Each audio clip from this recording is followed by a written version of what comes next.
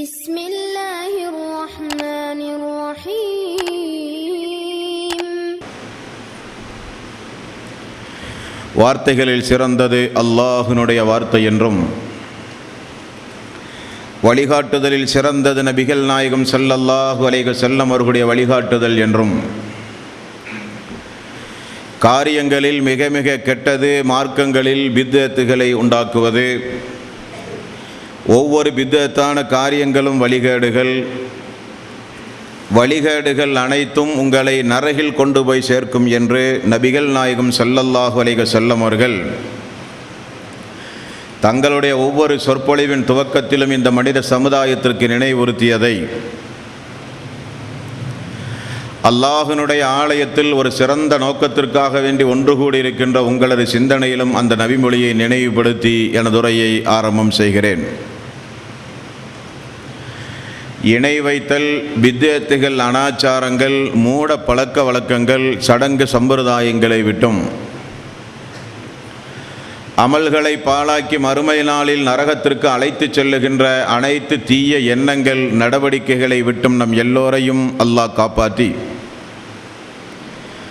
அல்லாஹ்வினுடைய மார்க்கத்தில் சொல்லப்பட்ட சட்டதிட்டங்களுக்கு ஏற்ப நம்முடைய வாழ்வை நாம் அமைத்து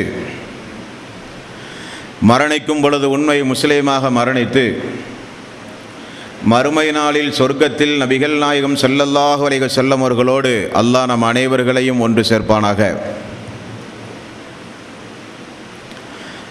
அன்பிற்கும் பாசத்திற்கும் உரிய தாய்மார்களே, சகோதரர்களே, பெரியோர்களே, சிறப்புமிக்க இந்த ரமலானுடைய மாதத்தில் உத்தம நபியின் உன்னத தோழர்கள் என்ற ஒரு தலைப்பின் கீழ் தொடர்ந்து நபி தோழர்களுடைய வாழ்க்கை வரலாற்றை நாம் அறிந்து வருகிறோம். அந்த வரிசையில் நேற்றைய தினம் ஒரு சிறந்த நபித்தோழரான முஆவியா ரலியல்லாஹு அன்ஹு அவருடைய வாழ்க்கை வரலாற்றையும், அந்த வாழ்க்கை வரலாற்றிலே இருந்து அவரின் மீது இந்த மனித சமுதாயத்திற்கு இருந்த ஒரு தவறான எண்ணத்தையும், அவருடைய வாழ்விலிருந்து நாம் பெற வேண்டிய பாடங்கள், படிப்பினைகள் என்ன என்பதையும் ஓரளவுக்கு நேற்றைய தினம் நாம் அறிந்திருப்போம் என்கிற ஒரு நம்பிக்கையோடு இன்றைய தினம் நபிகள் நாயகம் ஸல்லல்லாஹு அலைஹி வஸல்லம் அவருடைய பேர குழந்தைகளான ஃபாத்திமா ரலியல்லாஹு அன்ஹா அவர்களுக்கு பிறந்த ஹசைன், ஹுசைன் ஆகிய இருவருடைய வாழ்க்கை வரலாற்றையும் இனி வருகிற காலங்களில் தொடர்ந்து நாம் அறிந்து கொள்ளவிருக்கிறோம். ஹசன் ரலியல்லாஹு அன்ஹு அவர்கள் முஆவியா ரலியல்லாஹு அன்ஹு அவர்களுக்கு எதிரானவர்கள் என்றும்,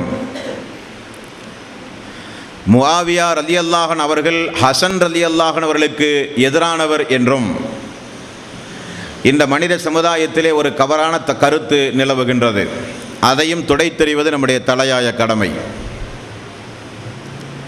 நீங்கள் ஒரு விஷயத்தை உங்களுடைய உள்ளத்தில் ஆழமாக பதிய வைத்துக் கொள்ள வேண்டும். நாம் பார்த்து வருகிற நபித்தோழர்கள் எல்லாம் நபிகள் நாயகம் ஸல்லல்லாஹு அலைஹி வஸல்லம் அவருடைய நாவினால் பாராட்டி சீராட்டி சொல்லப்பட்ட நபித்தோழர்கள். ஒரு சில நபித்தோழர்கள் சொர்க்கவாசிகள் என்று அறிவிப்பு செய்யப்பட்ட நபித்தோழர்கள். ஒரு சில நபித்தோழர்களுக்காக வேண்டி அல்லாஹ்வே திருக்குர்ஆனுடைய வசனங்களை இறக்குகிற அளவுக்கு சிறந்த நபித்தோழர்கள். ஒரு சில நபித்தோழர்கள் அல்லாஹ்வினுடைய ரசூலுடைய குடும்பத்தை அளப்பிரியமாக நேசித்த நபித்தோழர்கள், வஹி எழுதுகிற நபித்தோழர்கள் என்று நிறைய நபித்தோடைய வாழ்க்கை வரலாற்றை நாம் பார்த்து வருகிறோம். என்றைக்குமே நம்முடைய உள்ளத்தில் மரணிக்கின்றவரை ஒரு சிந்தனை வந்துவிடக்கூடாது, அல்லாஹ்வினுடைய ரசூலுடைய குடும்பத்திற்கு எதிராக எந்த நபித்தோழர்களும் நடந்த சரித்திரமே கிடையாது. ஆனால் அலி ரலியல்லாஹுடைய காலத்திற்கு பிறகு உஸ்மான் ரலியல்லாஹு அன்ஹு அவர்களை கொலை செய்த ஒரு கும்பல் திட்டமிட்டு அலி ரலியல்லாஹு அன்ஹு அவர்கள், ஃபாத்திமா ரலியல்லாஹு அன்ஹா அவர்கள், ஹசன், ஹுசைன் அவர்களை தவிர மீதமுள்ள எல்லோரையும் இந்த உலக வரலாற்றில் ஒரு வெறுப்புக்குரியவர்களாக சித்தரித்து காண்பித்தார்கள் ஷியாக்கள், காரிஜியாக்கள். ஷியாக்கள் என்றால் அதனுடைய அர்த்தம் என்ன தெரியுமா? ஆதரவாளர்கள். யாருக்கு ஆதரவாளர்கள்? அலி அவர்களுக்கு ஆதரவாளர்கள். இவர்கள் துவங்கியதே உஸ்மான் ரலியல்லாஹுடைய காலத்திற்கு பிறகுதான், கொலைக்கு பிறகு. அதுவரை ஷியாக்கள் என்கிற ஒரு நாமமே அந்த சமுதாயத்தில் இல்லை. இருந்தாலும் வெளியிலே தெரியாமல் இருந்தார்கள்.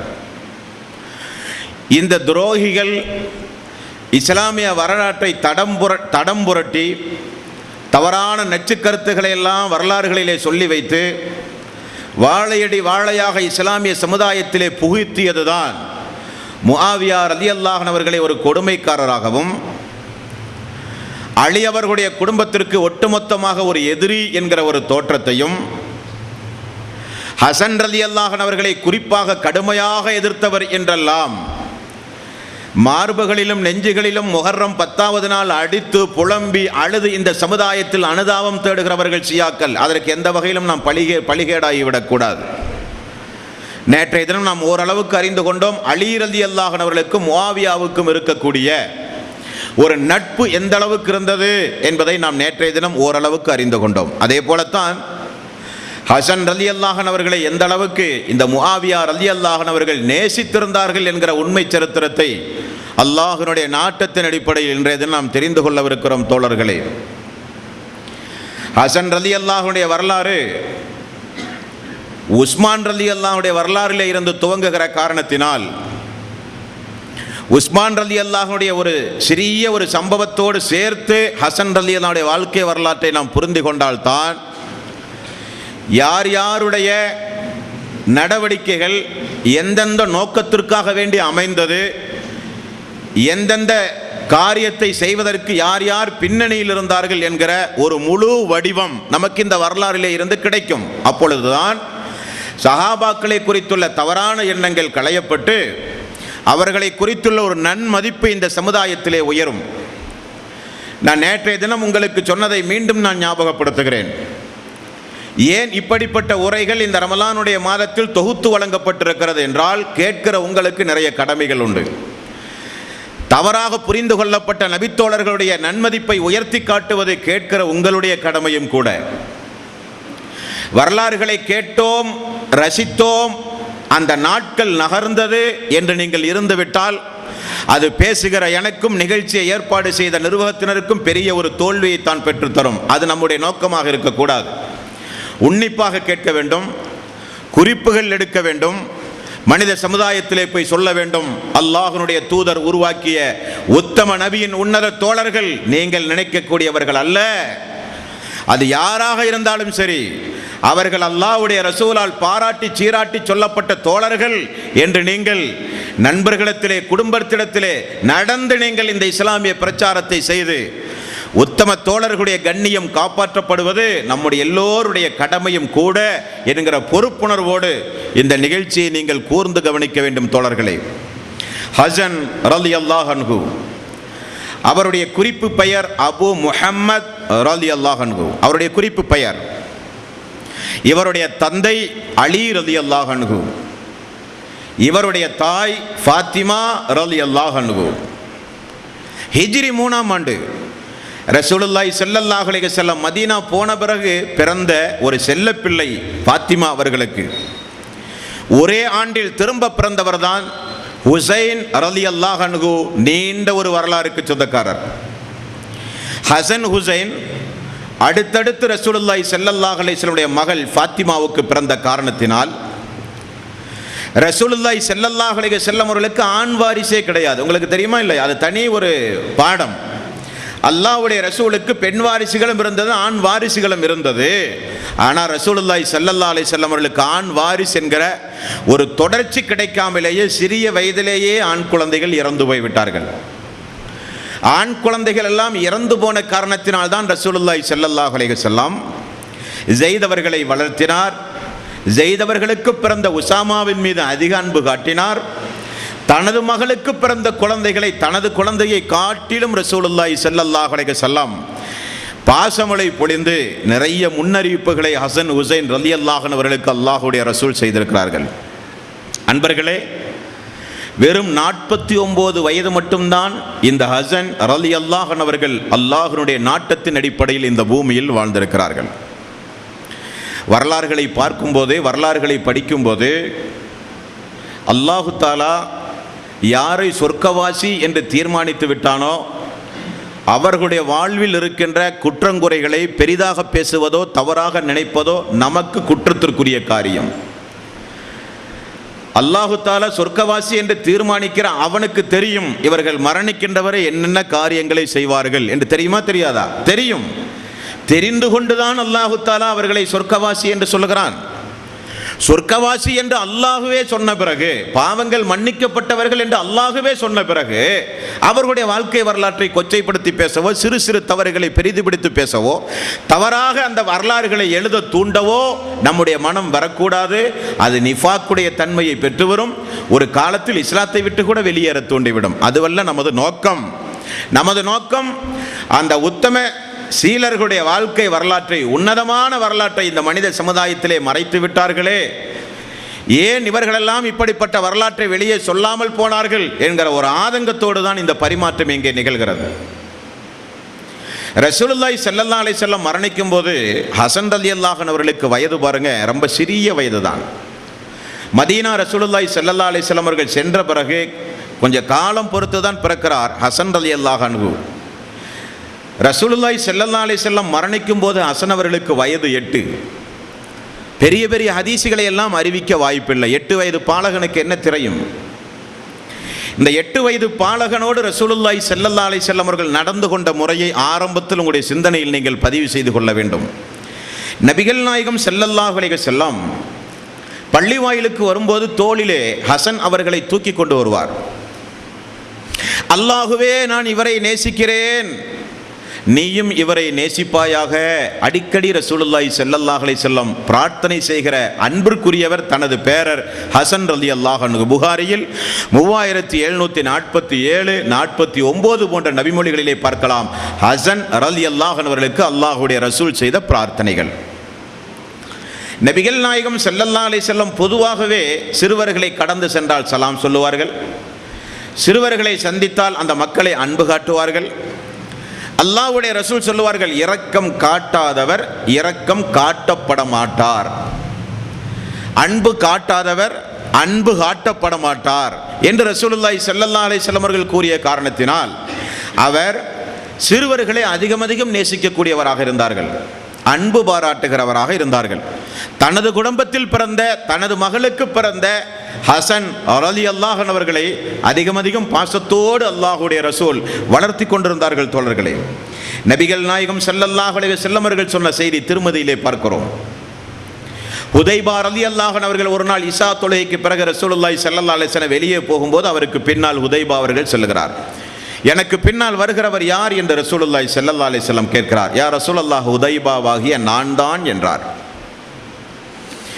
ஹுதைபாவே, தெரிந்து கொள்ளுங்கள், வானவர் ஒருவர் என்னிடத்திலே வந்து சொன்னார், எனது மகள் ஃபாத்திமா சொர்க்கத்து பெண்களுக்கு தலைவி ஆவாள், எனது மகளுடைய மகன் ஹசன் ஹுசைன் மக்களுக்கு தலைவராவார் என்று சொன்னார்கள் என்று ரசூலுல்லாஹி ஸல்லல்லாஹு அலைஹி வஸல்லம் அவர்கள் சொன்னவர்கள் இந்த ஹசன் ஹுசைன் ரலியல்லாஹு அன்ஹு சொர்க்கவாசிகள்.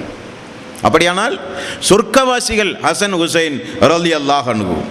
அன்பர்களே, நபிகள் நாயகம் ஸல்லல்லாஹு அலைஹி வஸல்லம் அவர்கள் ஒரு நாள் இந்த 2 செல்ல குழந்தைகளையும் எப்படி வர்ணித்தார்கள் என்பதை புகாரியில் 3753வது நபிமொழியாக நாம் பார்க்க முடிகிறது. உலகத்து மலர்களில் 2 மலர்கள் எனது பேரமக்கள் ஹசன் ஹுசைன் என்றார்கள். உலகத்து மலர்களில் எனது பேரமக்கள் 2 பேரும் ஹசன் ஹுசைன் என்று ரசூலுல்லாஹி ஸல்லல்லாஹு அலைஹி வஸல்லம் அவர்கள் சொன்னார்கள். நற்செய்திக்கு உரியவர்களாகவே உலகத்தில் வாழ்ந்தார்கள். அல்லாஹு தஆலா அவர்களுடைய மறுமை வாழ்வை சிறப்பாக ஆக்க நாம் அனைவரும் அல்லாஹ்விடத்திலே பிரார்த்தனை செய்ய வேண்டும். அல்லாஹ்வுடைய ரசூல் மரணிக்கும் போது இவர்களுக்கு வயது எவ்வளவுங்க? ரசூலுல்லாஹி ஸல்லல்லாஹு அலைஹி வஸல்லம் மரணிக்கும் போது வயது 8. அபூபக்கருடைய ஆட்சி காலம் 2 வருட காலம். அபூபக்கர் ரலியல்லாஹு அன்ஹு அவர்கள் பாட்டனாருடைய பாசத்திலிருந்து விடுதலை பெற்ற, பாசத்திற்காக வேண்டி ஏங்கி தவித்து கொண்டிருந்த ஹசன் ஹுசைன் ரலியல்லாஹு அன்ஹு அவர்களை அபூபக்கர் சித்திக் அவர்களும் பள்ளிக்கு அடிக்கடி அழைத்து வருவார். ரசூலுல்லாஹி ஸல்லல்லாஹு அலைஹி வஸல்லம் மெம்பர் படியின் மீது நின்று கொண்டிருக்கும் போது ஹசன் ஹுசைன் பள்ளிக்கு வந்தால் உரையை நிறுத்திவிட்டு அந்த 2 குழந்தைகளையும் தனது கையில எடுத்து மெம்பர் படியில ஏறி நின்று கொண்டு இது உள்ளத்தினுடைய இரக்கத்தின் வெளிப்பாடு என்று சொல்லுவார்கள்.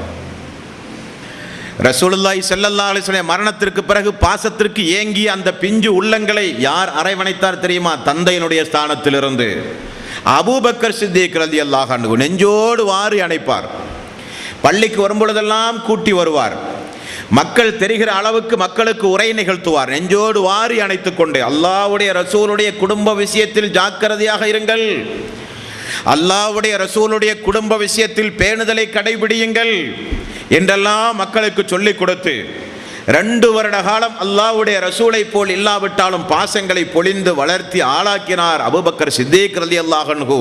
அவருடைய மரண நேரத்தில் இவர்களுக்கு வயது 10 வயது. வளர்ந்து வருகிற பொழுதே நம்முடைய பாட்டனார் நம்முடைய ரசூலுல்லாஹி ஸல்லல்லாஹு அலைஹி வஸல்லம் இறந்து போய்விட்டாரே என்று ஏங்கிய மக்களுக்கு ஒரு துணை கிடைத்தது என்று நம்பினார்கள். அதுவும் 2 வருடம் தான். அவரும் மரணித்து போனார். மீண்டும் ஏக்கம் துவங்கியது. 10 வயது அந்த 2 பாலகரையும் 10 வயது 11 வயது 9 வயது 10 வயது பாலகனை அடுத்தது பாசமொழி பொழிந்து 10 வருட காலம் பார்த்தவர் உமர் ரலியல்லாஹு அன்ஹு. அப்ப பாருங்க, ரசூலுல்லாஹி ஸல்லல்லாஹு அலைஹி வஸல்லம் மரணிக்கும் போது வயது 8. அபூபக்கருடைய ஆட்சி காலத்தில் அபூபக்கர் மரணிக்கும் போது வயது 10. உமர் அவர்களுடைய 10 ஆண்டு காலத்தில் உமர் அவர்களும் அளவுக்கு அதிகமாக நேசித்து அன்பு பாராட்டி அவர்களும் இந்த மனித சமுதாயத்திற்கு சொன்னார்கள், நேசியுங்கள் இந்த மக்களை, அல்லாஹ்வுடைய ரசூலுடைய குடும்பத்திற்கு துரோகம் செய்யாதீர்கள், தவறான எண்ணம் கொள்ளாதீர்கள், மதியுங்கள் இந்த குடும்பத்தை. அவரும் வசியத்து செய்தார். உமர் அவர்கள் மரணிக்கும் போது இந்த பாலகர்களுக்கு வயசு எவ்வளவுங்க? 19, 20. இப்பொழுதுதான் இவர்கள் இந்த சமூகத்திற்கே வருகிறார்கள். அதுவரை மூத்தவர்களை அண்டி அண்டி வாழ்ந்த பாலகர்கள், குடும்பத்திலே அலி அவர்களுக்கும் பாத்திமா அவர்களுக்கும் பாசத்தோடு வளர்ந்த பாலகர்கள் 2 சிறிய பாலவர்கள்.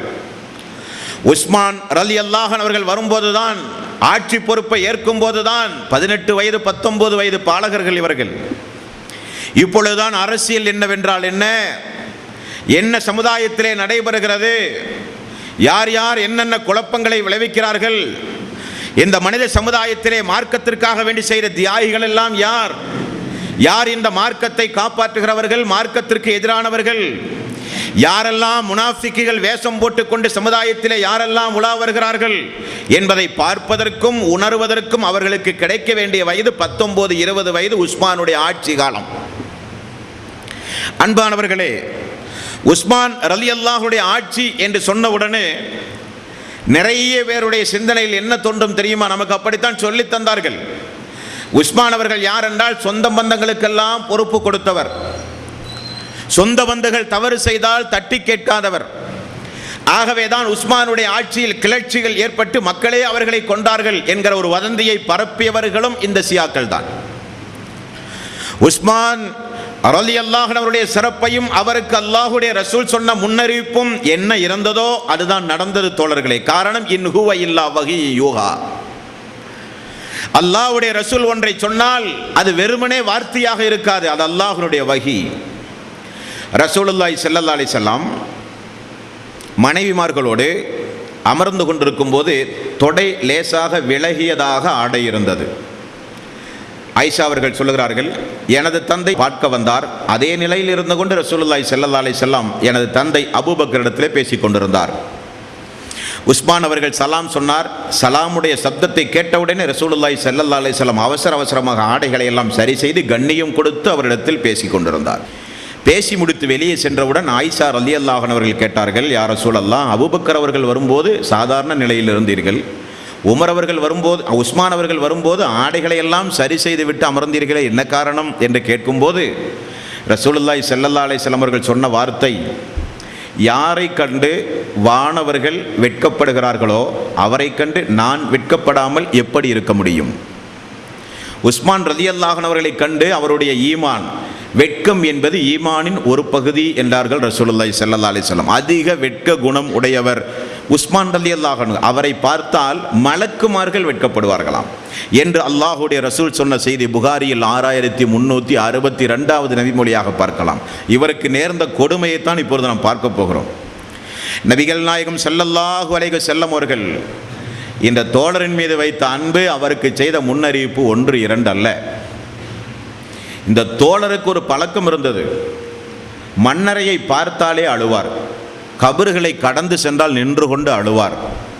யாரையாவது அடக்கம் செய்துவிட்டால் உடனே வரமாட்டார், அழுது கொண்டே இருப்பார். தோழர்களெல்லாம் ரசூலுல்லாஹி ஸல்லல்லாஹு அலைஹி வஸல்லம் மறுமையை பற்றி பேசும்போது இவ்வளவு நீங்கள் அழுவதாக நாங்கள் பார்த்ததே இல்லையே. கபரை பார்த்தாலோ கபரை பற்றி பேசினாலோ பேச கேட்டாலோ இப்படி அழுகிறீர்களே என்று கேட்கும்போது உஸ்மான் ரலியல்லாஹு அன்ஹு அவர்கள் சொன்ன பதில் அவருடைய ஈமானுக்கு ஒரு எடுத்துக்காட்டு. தோழர்களே, மன்னரை வாழ்வு யாருக்கு சிறப்பாக அமைந்ததோ அவர்களுக்கு மறுமையிலே ஒரு பிரச்சனையும் இல்லை. மறுமையினுடைய தொடக்க வாழ்வு இந்த மன்னரை வாழ்வு சிறந்து விளங்கினால் மறுமையில் வெற்றி பெற்று விட்டார்கள். மன்னரை வாழ்வில் ஒரு மனிதன் தோற்று போனால் மறுமையிலும் தோற்று போவான்.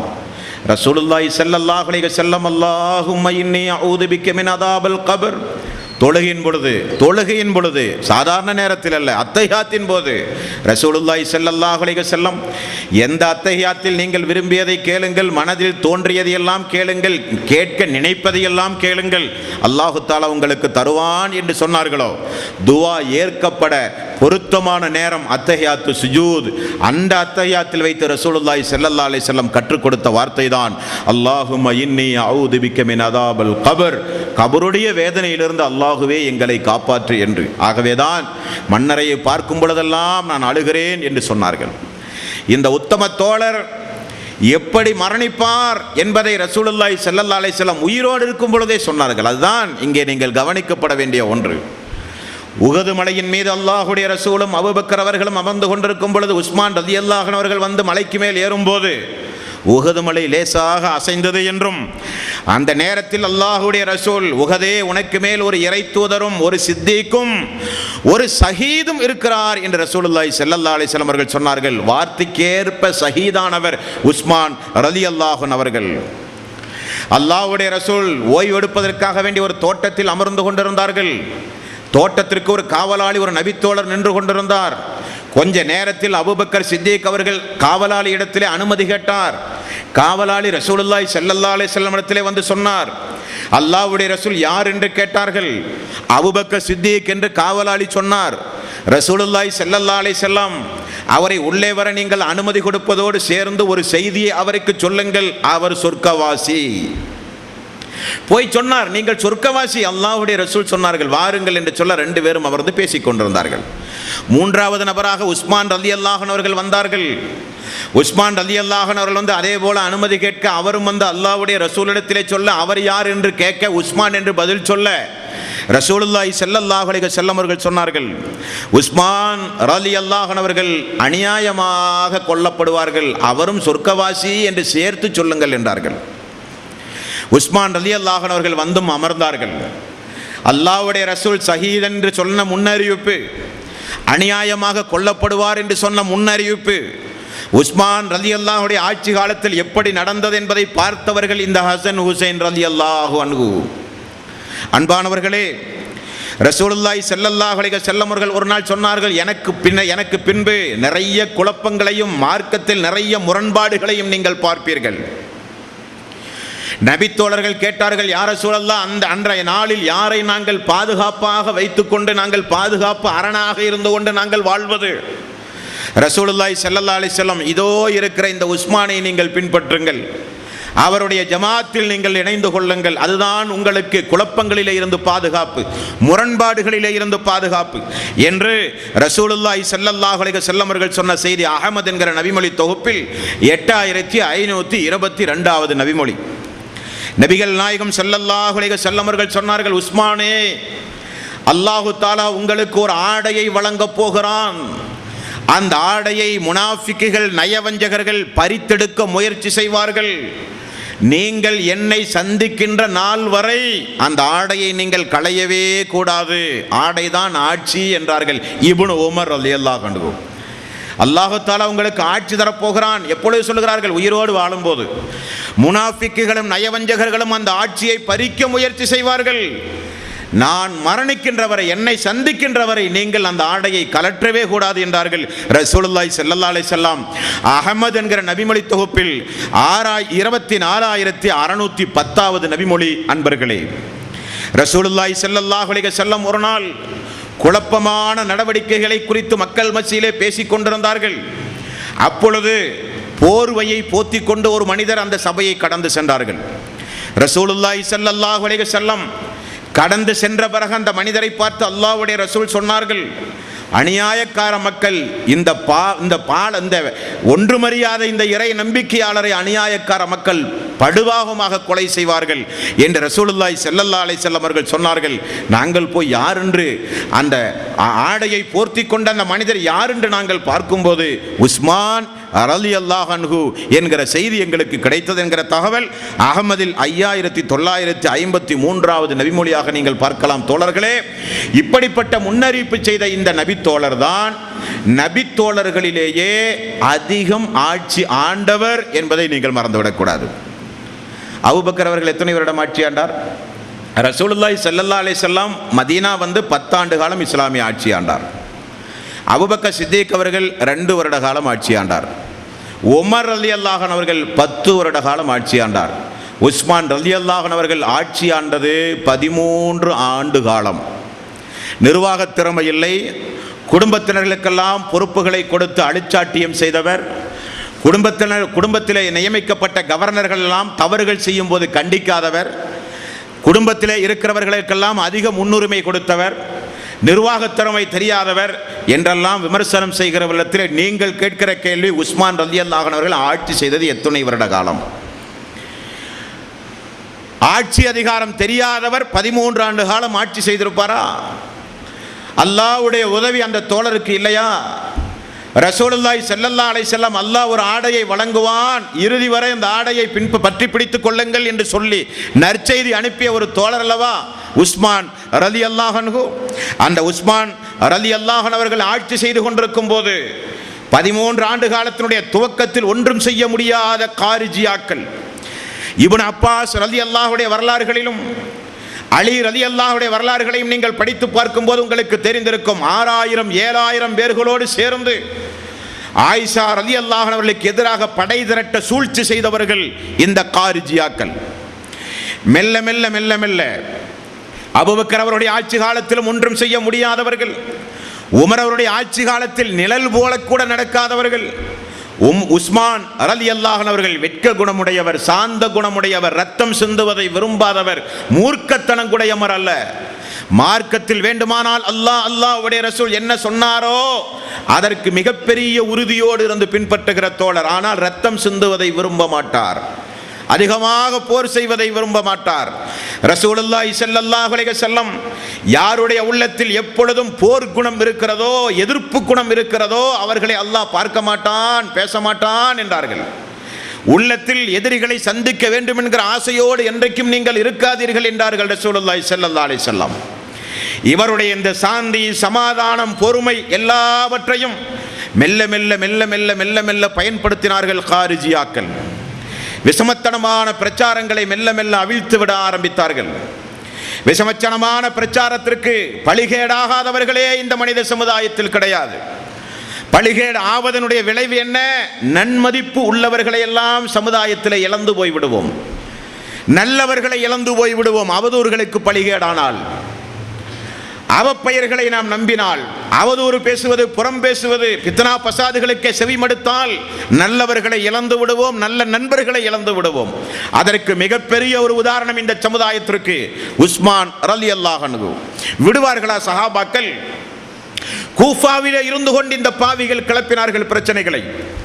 உஸ்மான் ரலியல்லாஹு அன்ஹு அவர்கள் யார் தெரியுமா? பத்ரு போரில் கூட பங்கெடுக்காத நபித்தோழர், உஹது போரில் ஓடி வந்த நபித்தோழர், ஹுதைபியா உடன்படிக்கையில் பங்கெடுக்காத நபித்தோழர். யாரிடத்திலே போய் சொல்லுகிறார்கள்? ஹஜ்ஜுடைய காலத்தில் மக்களை கூட்டி வைத்துக் கொண்டு பிரச்சாரம் நடந்து கொண்டிருக்கிறது. எகிப்து வாசிகளுடைய பிரச்சாரம், கூஃபா வாசிகளுடைய பிரச்சாரம். இப்னு உமர் ரலியல்லாஹு அன்ஹு அவர்கள் அமர்ந்திருப்பதை பார்த்து விட்டார்கள், கொஞ்சம் பயந்து விட்டார்கள். காரணம், இப்னு உமர் ரலியல்லாஹு அன்ஹு அவர்கள் ஹதீஸ் கலையில் தேர்ச்சி பெற்றவர், நபித்தோழர்களோடு வாழ்க்கை நடத்தியவர். அவருக்கு மீறிய ஒரு சரித்திரம் யாருக்குமே தெரியாது. அந்த அளவுக்கு உன்னிப்பான ஒரு நபித்தோழர் இப்னு உமர். வந்தவர் பேசி முடித்தவுடன் யார் நீங்கள் என்று கேட்டார். நான் தான் இப்னு உமர் என்றார். உங்களுக்கு தெரியுமா என்ன பிரச்சனை என்றார். உஸ்மான் ரலியல்லாஹு அன்ஹு அவர்கள் ஏன் இந்த பிரச்சாரத்தை உண்டாக்குகிறார்கள் தெரியுமா? உள்நாட்டு கிளர்ச்சி ஏற்படுத்த, இபாதத்தில் ஆர்வம் இல்லாத, போரில் பங்கெடுக்காத, சொர்க்கவாசி என்று அல்லாஹு தாலா எங்கெல்லாம் பாராட்டி சீராட்டி சொன்னானோ அந்த அவையிலே இவர் கிடையாது என்றெல்லாம் பிரச்சாரம் செய்து மக்களுடைய உள்ளங்களிலே நஞ்சை உருவாக்கி ஒரு உள்நாட்டு கிளர்ச்சி ஏற்படுத்தி ஒரு சொர்க்கவாசியினுடைய இரத்தத்தை ஓட்ட வேண்டும் என திட்டம் தீட்டியவர்கள் காரிஜியாக்கள். காரிஜியாக்கள் யார்? அவர்கள் தொழுவார்கள், உங்களுடைய தொழுகையை விஞ்சி விடுவார்கள். நோன்பு வைப்பார்கள், நீங்கள் பார்த்தால் அதிர்ந்து போய் விடுவீர்கள். குர்ஆன் ஓதுவார்கள், நீங்கள் பார்த்தால் அதிசயப்படுவீர்கள். பிரார்த்தனை, சுஜூத், தௌபா, அவர்களுக்கு நிகராக யாரும் வணக்கத்தில் ஈடுபட முடியாது. அவர்கள் நஞ்சை உருவாக்கினார்கள். மக்கள் மத்தியிலே பிரச்சாரங்களை கட்டவிழ்த்து விட்டார்கள். இப்னு உமர் கேட்டார், என்ன பிரச்சனை உங்களுக்கு தெரியுமா? என்ன தெரியும்? உஹது போரில் உஸ்மான் ரலியல்லாஹு அன்ஹு பின்வாங்கி ஓடினார்களா? ஆம், ஓடினார்கள் என்றார். பத்ர் போர்க்களத்தில் உஸ்மான் ரலியல்லாஹு அன்ஹு அவர்கள் பங்கெடுக்காதது தெரியுமா? ஆம், பங்கெடுக்கவில்லை என்றார். ஹுதைபியா உடன்படிக்கையில் அல்லாஹு தாலா அந்த உடன்படிக்கையில் பங்கெடுத்த மக்களுக்கெல்லாம் சொர்க்கம், பாவ மன்னிப்பு என்று அல்லாஹ் சொன்னானே, அந்த உடன்படிக்கையில் அவர் பங்கெடுக்கவில்லை தெரியுமா? தெரியும் என்றார். உடனே அந்த மனிதர், பார்த்தீர்களா, இப்னு உமர் சாட்சி, அல்லாஹ் சாட்சி. மக்களே, நீங்கள் தெரிந்து கொள்ளுங்கள், ஹஜ்ஜுடைய காலங்களில் விஷமத்தனமான பிரச்சாரம், நாட்டுக்கு எதிராக, அதிபருக்கு எதிராக, சொர்க்கவாசிக்கு எதிராக விஷமத்தனமான பிரச்சாரம். இந்த பாலகர்களுக்கு ஒன்றுமே தெரியாது. ஹசன் ஹுசைன் அவர்களுக்கு ஒரு கட்டத்தில் தெரிய வருகிறது. இப்னு உமர் அவர்கள் ரொம்ப அற்புதமாக சொன்னார்கள்.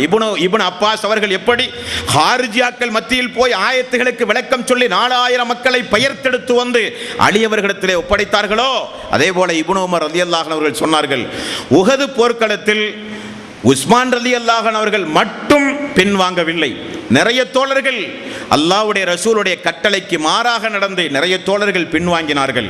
அது உண்மைதான். அந்த நேரத்தில் அல்லாஹ் என்ன சொன்னான் என்று உமக்கு தெரியுமா? தெரியாது. உஹது போர்க்களத்தில் அல்லாஹ்வுடைய ரசூலை விட்டும் அல்லாஹ்வுடைய ரசூலுக்கு மாற்றமாக நடந்த ஒரு சில தோழர்களை அல்லாஹு தாலா மன்னித்து விட்டான் என்று சொன்னானே, உமக்கு தெரியுமா? தெரியாது என்றால் தெரிந்து கொள், அல்லாஹு தாலா இத்தனாவது அத்தியாயத்தில் இந்த வசனத்திலே சொல்லுகிறான். ஆகவே அவரை பற்றி குறைத்து மதிப்பிட உனக்கு எந்த அருகதையும் கிடையாது என்றார். பத்ர் போர்க்களத்தில் அவர் பங்கெடுக்கவில்லை என்பது நீ என்ன சொல்லுவது எங்களுக்கு எல்லாருக்குமே தெரியுமே. ரசூலுல்லாஹி ஸல்லல்லாஹு அலைஹி வஸல்லம் பத்ர் போருக்கு கிளம்புவதற்கு முன்னதாக உஸ்மான் ரலியல்லாஹு அன்ஹு அவர்கள் ஆர்வப்பட்டார்கள்.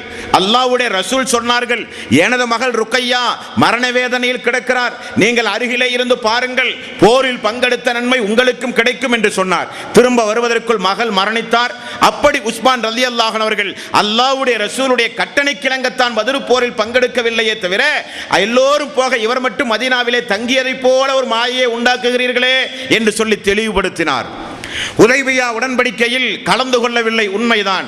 ஹுதைபியா உடன்படிக்கையில் இவர் எங்கிருந்தார் என்று உமக்கு தெரியுமா? ரசூலுல்லாஹி ஸல்லல்லாஹு அலைஹி வஸல்லம் இந்த மண்ணிலேயே தலை சிறந்த ஒரு மனிதர் உண்டுமா என்று கேட்டு உஸ்மான் ரலியல்லாஹு அன்ஹு அவர்களை அழைத்து மக்காவுக்கு குறைஷிகளிடத்தில் ஒப்பந்தம் செய்வதற்காக வேண்டி அனுப்பப்பட்டவரே இந்த உஸ்மான் ரலியல்லாஹு அன்ஹு அவர்கள்தான்.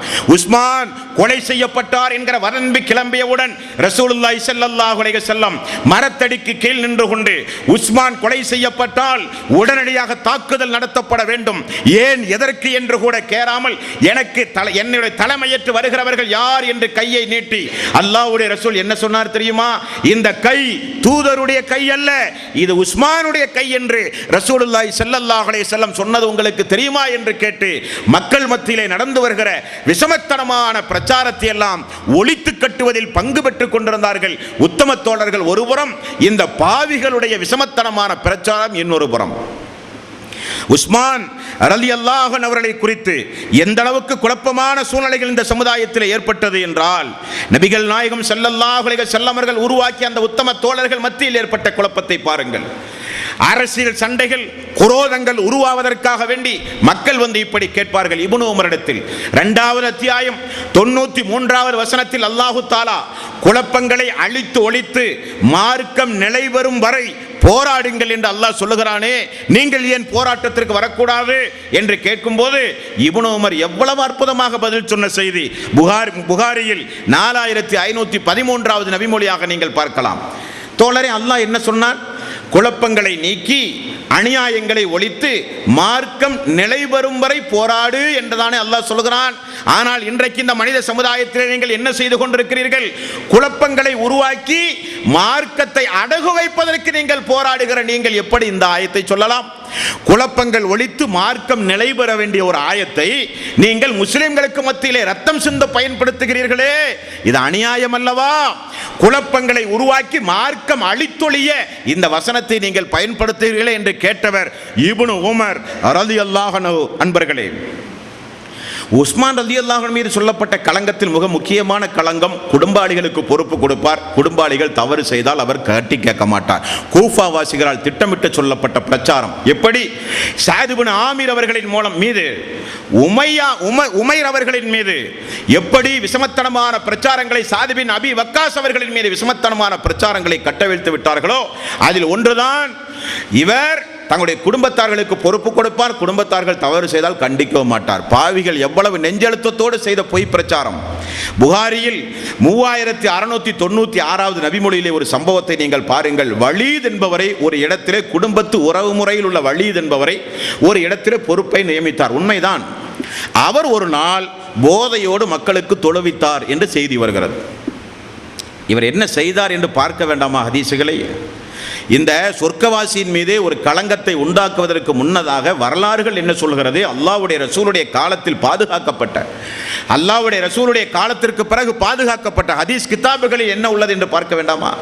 போதையோடு தொலை வைத்து விட்டார் தனது குடும்பத்தை சார்ந்த தன்னால் நியமிக்கப்பட்ட ஒரு கவர்னர்.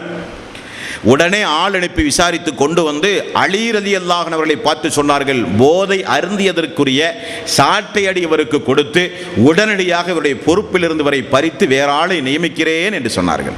புகாரி என்கிற நபிமொழி தொகுப்பில் 3696வது நபிமொழியாக நீங்கள் பார்க்கலாம். சுபஹானல்லாஹ்.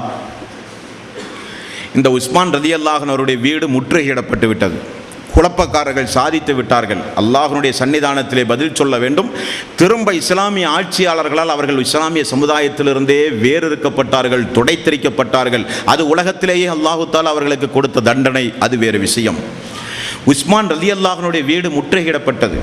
அந்த சமயத்தில் இப்னு உமர் ரலியல்லாஹு அன்ஹு அவர்கள் பார்க்க போகிறார்கள். இப்னு உமர் ரலியல்லாஹு அன்ஹு இடத்தில் உஸ்மான் ரலியல்லாஹு அன்ஹு அவர்கள் கேட்டார்கள், இந்த ஆட்சியை வெறுமனே பேசாமல் அவருடைய கையிலே கொடுத்து விடலாமா? அதுதான் அவர்களுக்கு நோக்கம் என்றால் அதை கொடுத்து விடுவோமே என்றார். இப்னு உமர் ரலியல்லாஹு அன்ஹு அவர்கள் சொன்னார்கள், மார்க்கத்தில் எந்த ஒரு தவறான முன்மாதிரியும் நீங்கள் உண்டாக்கிவிடக்கூடாது. கிளர்ச்சியாளர்கள் இந்த உலகத்தில் கிளர்ச்சியாளர்கள் உருவாவார்கள், ஒடுக்குவதுதான் ஆட்சி அதிகாரியுடைய வேலையை தவிர 4 பேர் பேசினார்கள், 10 பேர் கூச்சலிட்டார்கள், 100 பேர் திரண்டார்கள் என்பதற்காக வேண்டி ஆட்சி அவருடைய கையிலே ஒப்படைத்தால் மார்க்கம் என்னாவது? நீங்கள் ஒரு கலீஃபா, அல்லாஹ்வுடைய ரசூல் என்ன சொன்னார்கள் உங்களை பார்த்து? அல்லாஹு தஆலா உங்களுக்கு ஒரு ஆடையை வழங்குவான், என்னை சந்திக்கின்ற வரை கலட்டாதீர்கள் என்று சொன்னாரா? ஆம் சொன்னார். மரணிக்கின்ற வரை அந்த வேலையை நீங்கள் செய்துவிடக் கூடாது. மீறினால் என்னவாகும்? உயிர்தானே போகும், அது ஷஹீது தானே என்றார் இப்னு உமர் ரலியல்லாஹு அன்ஹு. உஸ்மான் ரலியல்லாஹு அன்ஹு அவர்களை பார்த்தவர் சொன்ன வார்த்தை, மக்கள் எல்லாம் வந்து கேட்டார்கள், உஸ்மானே, மக்கள் இப்படி பயங்கரமான குழப்பம் சதிவேலை நடந்து கொண்டிருக்கிறது. நபித்தோழர்கள் வந்து, ஹஜ்ஜுடைய காலம், நாங்கள் ஹஜ்ஜுக்கு போய் வரவா? தாராளமாக போய் வாருங்கள், ஹஜ்ஜுக்கு எனக்கொன்றும் பிரச்சனை இல்லை, அல்லாஹ் இருக்கிறான் என்றார். நபித்தோழர்கள் கேட்டால், போய் வருவதற்குள் ஆட்சி மாற்றம் நிகழ்ந்தால் நாங்கள் யாருக்கு கட்டுப்படுவது? நபித்தோழர்கள் கேட்டார்கள். உஸ்மான் ரலியல்லாஹு அன்ஹு அவர்கள் பதவி ஆசை விரும்பியவராக இருந்தால் என்ன செய்வார்? இன்றைக்கு இந்த உலகத்தில் ஆட்சியை தக்க வைக்க, பதவியை பாதுகாக்க என்னென்ன அநியாயங்களை எல்லாம் செய்கிறார்கள். பதவியை பாதுகாக்க, ஆட்சியை தக்க வைக்க எத்தனை மக்களை கொலை செய்கிறார்கள். எவ்வளவு பெரிய அநியாயங்களையும் செய்ய மனிதர்கள் இன்றைக்கு துவண்டு விடுகிறார்கள். என்ன சொன்னார் தெரியுமா? ஹஜ்ஜுக்கு போயிட்டு திரும்ப வரும்போது ஆட்சி மாற்றம் நிகழ்ந்தால் பார்க்கிற ஆட்சிக்கு கட்டுப்பட்டு சமுதாய கூட்டமைப்போடு நீங்கள் வாழ வேண்டும் என்றார். அவர்களுக்கு பையச் செய்ய சொல்லுகிறீர்களா? ஆமாம், பையச் செய்து நீங்கள் வாழ வேண்டும் என்றார். பையச் செய்து வாழ வேண்டும் என்றார். இப்படி மக்களுக்கு வசியத்து செய்கிறார். ஹசன் ரலியல்லாஹு அன்ஹு அவர்கள் இப்பொழுதுதான் சமுதாயத்திலே வளர்ந்து வருகிறார்.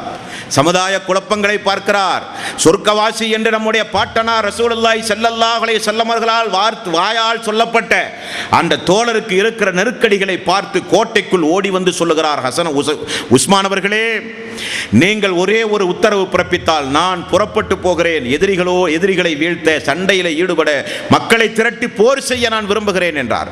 உஸ்மான் ரலியல்லாஹு அன்ஹு அவர்கள் ஹசன் அவர்களை பார்த்து சொன்ன செய்தி என்ன தெரியுமா? ஹசன் அவர்களே, வீட்டுக்கு செல்லுங்கள், அமைதியாக இருங்கள். வீட்டுக்கு செல்லுங்கள், அமைதியாக இருங்கள். யாருடைய ரத்தத்தை ஓட்டப் போகிறீர்கள் நீங்கள்? வீட்டுக்கு சென்று அமைதியாக இருங்கள் என்று சொன்ன மாமனிதர் உஸ்மான் ரலியல்லாஹு அன்ஹு. வீடு முற்றுகையிடப்பட்டது. குடிப்பதற்கு கூட பாவிகள் தண்ணீர் கொடுக்கவில்லை. ஒரு மனிதர் கொலை செய்வதற்காக வேண்டி பின்புறத்திலிருந்து ஓடி வரும்போது தன்னை பாதுகாக்க வாளை உருவினார் உஸ்மான் ரலியல்லாஹு அன்ஹு. அந்த மனிதன் என்ன சொன்னான் தெரியுமா? அல்லாஹுவை பயந்துகொள் உஸ்மானே என்று பயந்து போய் அவன் சொன்னான். அல்லாஹுவை பயந்துகொள் என்ற உடனே இந்த மாமனிதர் பயந்து உரையை வாளிலே போட்டு பேசாமல் அமர்ந்து விட்டார். வீட்டுக்குள் இப்படி அடிக்கடி ஒரு மனிதர் வருவார், கொலை செய்ய முயற்சி செய்வான், ஓடுவார்கள். 4 பேர் குதிப்பார்கள், அவரிடத்தில் எதையாவது பேசுவார், அவர்கள் ஓடுவார்கள். இப்படி நடந்து கொண்டிருந்த நேரம் அபூபக்கர் சித்திக் அவருடைய மகன் முஹம்மத் அவர் ஓடி வந்து உஸ்மான் அவர்களுடைய தாடியை பிடித்து விட்டார். உஸ்மான் ரலியல்லாஹு அன்ஹு அவர்கள் அந்த தோழருடைய தோளிலே கை வைத்து சொன்னார், நீ யாருடைய மகன்? அபூவுடைய மகன் அல்லவா? உமது தந்தை யார் என்று உமக்கு தெரியுமா? அவர் இந்த செய்தியை கேள்விப்பட்டால் எவ்வளவு வருத்தப்படுவார் என்று உனக்கு தெரியுமா?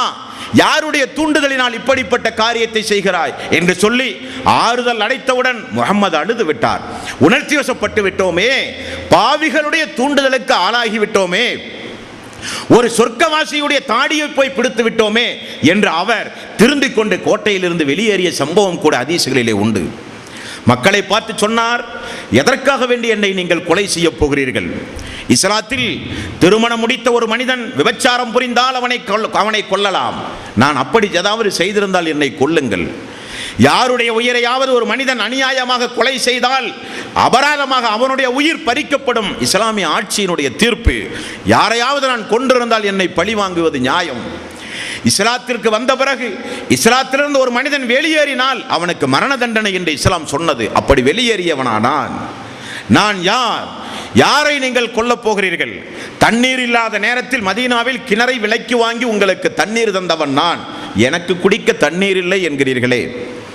மதீனாவில் என்னுடைய கைப்பட அல்லாஹ்வுடைய ரசூலோடு சேர்ந்த கட்டப்பட்ட மஸ்ஜித் நபவி பள்ளியில் ஒரு ரக்காத்து கூட தொலை என்னை நீங்கள் அனுமதிக்க மாட்டேன் என்கிறீர்களே என்றெல்லாம் கேட்டு அழுது புலம்பியவர் இந்த உத்தம தோழர். ஆனால் பாவிகளுடைய கல் நெஞ்சம் அதற்கெல்லாம் செவிமடுக்கவில்லை. கொலை செய்வதுதான் உன்னதமான ஒரு காரியம். எப்படியாவது நம்முடைய லட்சியத்தை அடைந்தே தீர வேண்டும்.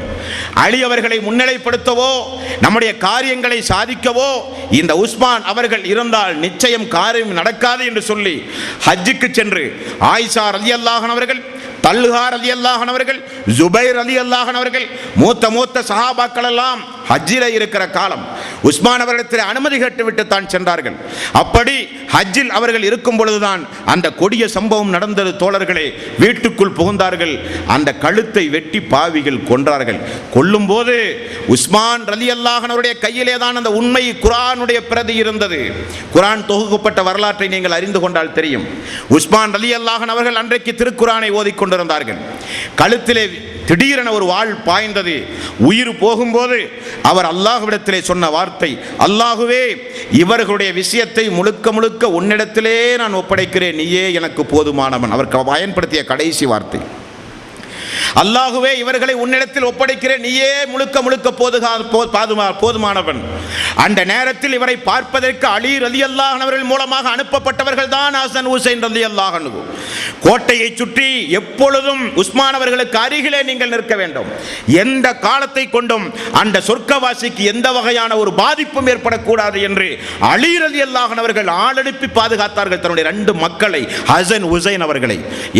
இந்த போரில் உஸ்மான் அவர்கள் கொல்லப்பட்டதை தடுக்க போய் நிறைய வெட்டுக்காயங்கள் ஹசன் ரலியல்லாஹுடைய மேனியிலும் பட்டது. வேறு வழியே இல்லை, களக்காரர்கள் சூழ்ந்து விட்டார்கள். அந்த வசனத்தை ஓதிக்கொண்டே, அல்லாஹுவே, இவர்களை உன்னிடத்தில் ஒப்படைக்கிறேன், செய்கிறேன், உன்னிடத்தில் ஒப்படைக்கிறேன் என்று சொல்லி மரணித்து விட்டார்கள். போய் தந்தையிடத்திலே போய் சொன்னார், ஹசன் ஹுசைன் எங்களையும் மீறி அந்த சம்பவம் நடந்து விட்டது என்று சொன்னவுடன் அலி ரலியல்லாஹு அன்ஹு, ஹுதைபா ரலியல்லாஹு அன்ஹு, மூத்த சஹாபாக்கள் செய்த துஆவை ஹதீஸ்களிலே நீங்கள் பார்த்தால் நெஞ்சமெல்லாம் பதறிவிடும். உம்மு ஹபீபா ரசூலுல்லாஹி ஸல்லல்லாஹு அலைஹி வஸல்லம் உடைய மனைவி, அந்த அம்மா என்ன செய்தார்கள் என்றால், அவர் ஓதிக்கொண்டிருந்த அந்த திருக்குர்ஆன் வசனத்தில் அவருடைய இரத்தம் அறுக்கப்பட்ட உடனே கழுத்திலிருந்து பீரிட்டு வந்த இரத்தம் அந்த திருக்குர்ஆன் எங்கும் படிய ஆரம்பித்தது. அந்த திருக்குர்ஆன் தாளை மட்டும் உம்மு ஹபீபா எடுத்து உஸ்மான் ரலியல்லாஹுடைய தலைமுடியையும் சேர்த்து எடுத்து முஆவியாவுக்கு அனுப்பி வைத்தார்கள். அந்த நேரத்தில் அலி ரலியல்லாஹு அன்ஹு அவர்கள் இந்த சம்பவத்தை கேட்டு, அல்லாஹுவே, உஸ்மான் அவருடைய கொலைக்கும் எங்களுக்கும் எந்த சம்பந்தமும் இல்லை என்பதை நீ அறிவாய் என்றார்கள். ஹுதைபா ரலியல்லாஹு அன்ஹு, அல்லாஹுவே, இந்த கொடூர சம்பவத்திற்கும் எங்களுக்கும் எந்த சம்பந்தமும் கிடையாது, நீ அறிவா என்று அவரும் பிரார்த்தனை செய்தார்கள். காட்டு தீயை போல பரவியது. உஸ்மான் ரலியல்லாஹு அன்ஹு அவர்கள் கலகக்காரர்களால் கொலை செய்யப்பட்டார்கள் என்று காட்டு தீயை போல செய்தி பரவியது. தோழர்களே, ரசூலுல்லாஹி ஸல்லல்லாஹு அலைஹி வஸல்லம் உயிரோடு இருக்கும் பொழுது ஹாரிஜியாக்களை குறித்து செய்த முன்னறிவிப்பு அன்றைக்கு நிகழ்ந்தது. இவர்கள் முஸ்லிம்களை மட்டும் தான் கொல்லுவார்கள், இவர்கள் இறை நிராகரிப்பாளர்களை கொல்ல மாட்டார்கள் என்கிற பயங்கரமான முன்னறிவிப்பு. அந்த முன்னறிவிப்புக்கு ஏற்ப இந்த பாவிகள் சொர்க்கவாசி என்று சொல்லி பாராட்டி சீராட்டி சொல்லப்பட்ட அந்த சொர்க்கவாசியை பாவிகள் கொன்றார்கள். கொலை சம்பவத்திற்கும் நபித்தோழர்களுக்கும் எல்லளவல்ல, அணு அளவு கூட சம்பந்தம் கிடையாது என்பதை நீங்கள் புரிந்து கொள்ள வேண்டும். உஸ்மானுடைய கொலைக்கும் சஹாபாக்களுக்கும் முடிச்சு போடுவார்கள் வரலாறு தெரியாதவர்கள். அது மிகப்பெரிய ஒரு தவறு, அது மிகப்பெரிய ஒரு தவறு. இப்படி உஸ்மான் ரலியல்லாஹு அன்ஹு அவர்கள் கொலை செய்யப்பட்டவுடன், அன்பர்களே, அதற்கு பிறகு அலி ரலியல்லாஹு அன்ஹு அவர்கள் தான் ஆட்சிக்கு வர வேண்டும் என்று மிகப்பெரிய ஒரு கிளர்ச்சி மீண்டும் உருவாகிறது. இவருடைய திட்டம் மெல்ல மெல்ல எப்படியெல்லாம் ஆரம்பமாகிறது பாருங்கள். அடுத்தது, யாரை முன்னிலைப்படுத்தினாலும் முஹாஜிர்களும் அன்சாரிகளும் ஏற்றுக்கொள்ளப் போவதில்லை. அல்லாஹ்வுடைய ரசூலுடைய குடும்பத்தில் இருக்கிற அலி ரலியல்லாஹு அன்ஹு அவர்களை தான் முன்னிலைப்படுத்த வேண்டும் என்று தீர்மானித்தார்கள். அந்த தீர்மானத்திற்கு இணங்க அலி ரலியல்லாஹு அன்ஹு அவர்களை முன்னிலைப்படுத்தினார்கள். அந்த காரிஜியாக்கள் பின்பலமாக இருந்து கொண்டு, சஹாபாக்கள் ஒரு கலீஃபா போனவுடன் திரும்ப ஒரு கலீஃபா வேண்டும் என்பதை உணர்ந்து சஹாபாக்களும் பையத்து செய்தார்கள். அலி ரலியல்லாஹுடைய ஆட்சி அரங்கேறி கொண்டிருந்தது. அந்த நேரத்தில் சாம் நாட்டில் மிகப்பெரிய ஒரு அதிபராக, கடல் வழி பயணம் முதற்கொண்டு தரைவழி பயணம் வரை சீசர் ரோம் நாட்டர்களை எல்லாம் எதிர்த்து மிகப்பெரிய ஒரு மா வீரராக இருந்து கொண்டு வந்தவர்தான் முஆவியா ரலியல்லாஹு அன்ஹு. அவருடைய கையில் இந்த திருக்குர்ஆனுடைய பிரதியும் அவருடைய முடியும் கிடைத்தவுடன் விடுவாரா அவர்? ஆகவேதான் அவர் ஒரே ஒரு கோரிக்கையை வைத்தார். வந்து பேசுகிற அபூதரிடத்தில் அலி ரலியல்லாஹு அன்ஹு ஆட்சி கட்டிலில் அமர்ந்தவுடன் அலி அவர்களிடத்திலே பையத்து செய்யுங்கள், ஆக பார்க்காதீர்கள் என்று பேச வந்தவர்கள் தான் அபூதர் ரலியல்லாஹு அன்ஹு. முஆவியா சொன்னது ஒரே ஒரு வார்த்தை தான், எனது ஆட்சியின் கீழ் இவ்வளவு பெரிய சாம்ராஜ்யம் இருக்கிறது என்பதற்காக வேண்டி பதவி வெறி பிடித்தவன் அல்ல நான். உஸ்மான் ரலியல்லாஹு அன்ஹு அவர்கள் இவ்வளவு கோரமாக கொலை செய்யப்பட்டிருக்கிறார்கள், அவர்கள் மீது கடுமையான நடவடிக்கை எடுப்பேன் என்று அலி அவர்கள் சூளுரைத்தால் மட்டும் போதும், சாமியில இருந்து திரும்ப வந்து முதல் பையத்தை நான் செய்வேன் என்றார். ஆனால் அலி அவர்களுடைய நிலைமை என்னங்க? அலி ரலியல்லாஹு அன்ஹு அவர்கள் பார்த்தார்கள், இந்த பாவிகள் ஒரு சொர்க்கவாசியையே கொன்று விட்டார்கள். இந்த பாவிகள் எந்த நேரம் எந்த கிளர்ச்சியும் இந்த மனித சமுதாயத்திலே செய்வார்கள். யார் கோட்டைக்குள் கொன்றார்கள் என்று யாருக்குமே தெரியாது, உள்ளே என்ன நிகழ்ந்ததென்றே தெரியாது. கோட்டை வாசலில் நின்று கொண்டிருந்த மகன் ஹசன் ஹுசைனை கூட தூக்கி வீசிக்கொண்டு கலகக்காரர்கள் உள்ளே புகுந்து விட்டார்கள். அந்த துரோகி யார்? ஒரு ஆட்சியின் கீழ் கண்டுபிடிக்க சிறிது தாமதம் வேண்டும், பொறுமையோடு நான் கையாள வேண்டும் என்பது அலி ரலியல்லாஹுடைய நிலைப்பாடு. மெல்ல மெல்ல இந்த கிளர்ச்சியாளர்கள், முஆவியா உங்களுக்கு கட்டுப்படாவிட்டால் அவர்களை எதிர்த்து போர் செய்ய வேண்டும் என்கிற விஷமத்தரமானத்தில் இறங்குகிறார்கள். யார் யாருக்கெல்லாம் சண்டை மூட்டுகிறார்கள் பாருங்கள். உஸ்மானை கொன்ற பிறகு முஆவியாவுக்கும் அலிக்கும் எப்படியாவது ஒரு போரை உருவாக்கி அதில் மூத்த சஹாபாக்களை எப்படியாவது கொள்ள வேண்டும் என்பது காரிஜியாக்களுடைய தீர்மானம். அதற்கேற்ப சூழ்ச்சிகள் செய்தார்கள். திட்டம் திட்டினார்கள். அலி ரலியல்லாஹுடைய படையில் மெல்ல மெல்ல மெல்ல மெல்ல துவேஷத்தை உண்டாக்கி எல்லோரையும் ஒருமித்த கருத்திலே கொண்டு வந்தார்கள். பையத் ஒரு அமீருக்கின் கீழ் செய்தால் அவர் மட்டுமல்ல செய்ய மாட்டேன் என்று சொல்லுவது என்று சொல்லி விஷமத்தனத்தை உருவாக்கி ஒரு வகையில் படை திரட்டக்கூட காரணமானார்கள்.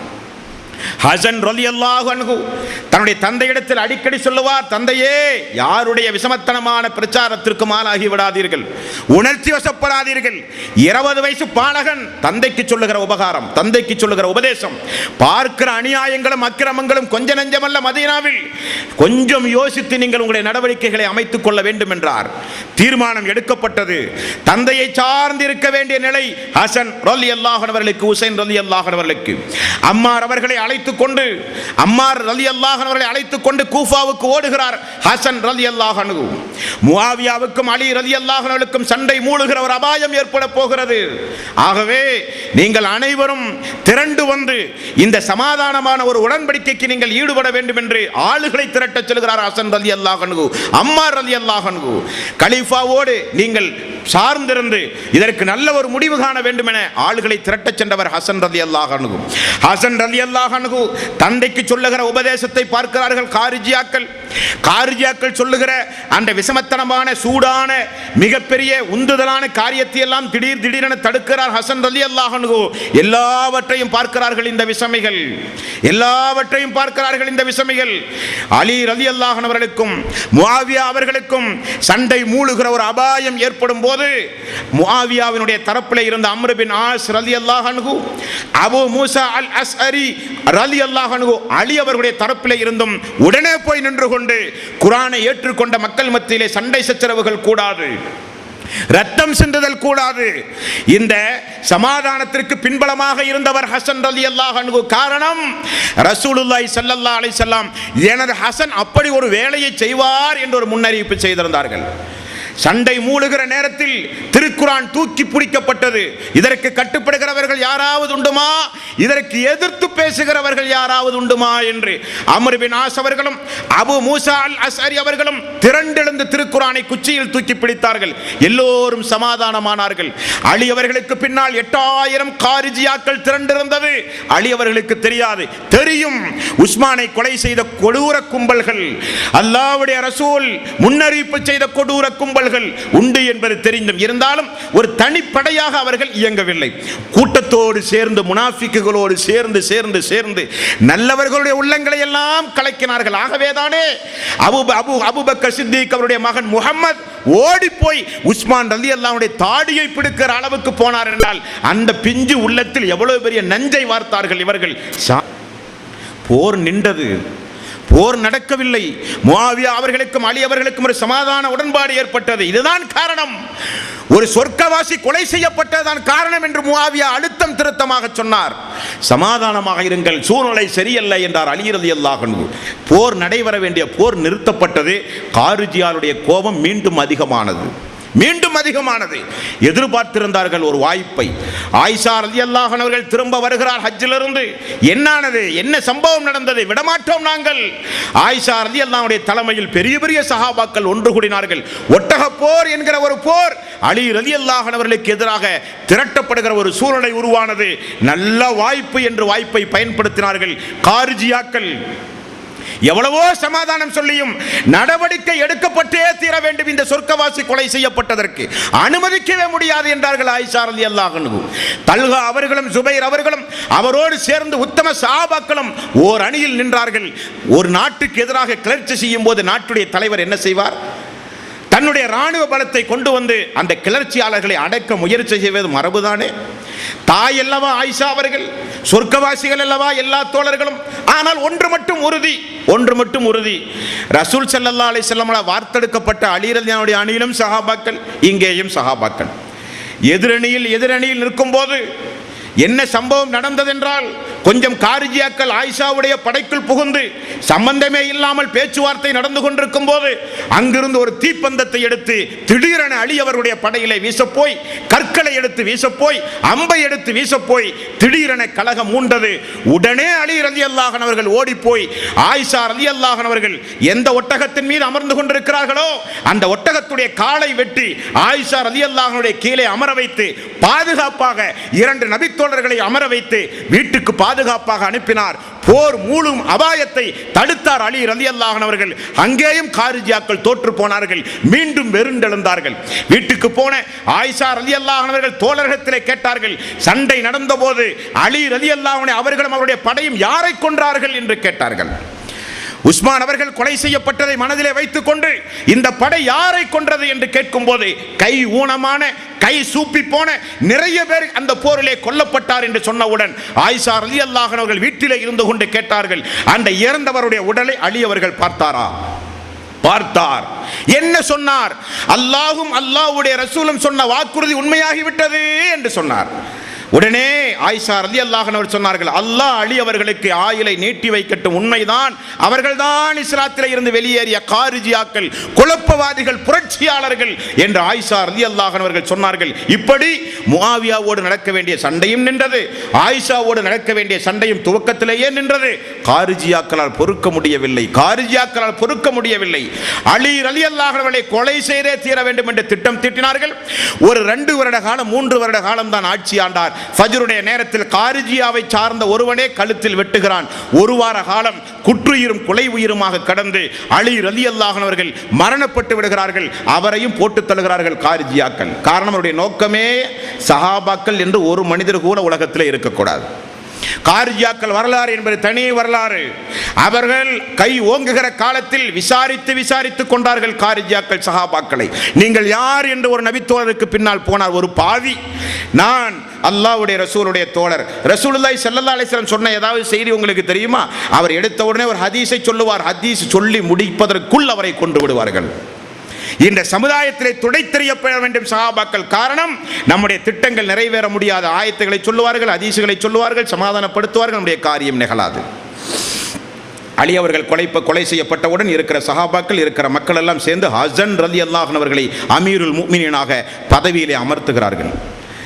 ஹசன் ரலியல்லாஹு அன்ஹு அவர்கள் பதவியில் இருக்கும்போது முஆவியா அவர்கள் பெரும் படையோடு இருப்பது அவருக்கு தெரியும். தன்னுடைய தந்தைக்கு கட்டுப்படாமல் இருப்பது தெரியும். அவருடைய கோரிக்கை என்னவென்று அவருக்கு தெரியும். அவருடைய கோரிக்கை ஒரே ஒரு அஜெண்டா தான், எனது ஆட்சியின் கீழ் நீங்கள் வர வேண்டும் என்பதல்ல அஜெண்டா. உஸ்மான் அவர்களுக்கு என்ன தீர்வு?